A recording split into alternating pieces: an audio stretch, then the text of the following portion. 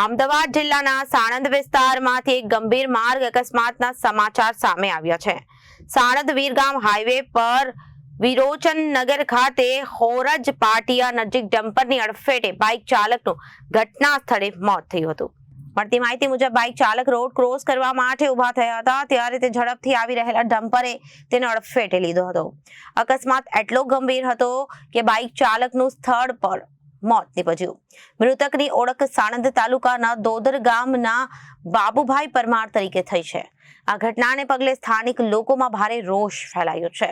લોકોના આક્ષેપ મુજબ અગાઉ 16 માર્ચના રોજ બનેલી ટ્રિપલ અકસ્માતની ઘટના બાદ પણ હાઈવે પર ડમ્પર અને ટેન્કર રોડ પરથી હટાવાયા ન હોવાથી તંત્રની બેદરકારી સામે આવી છે।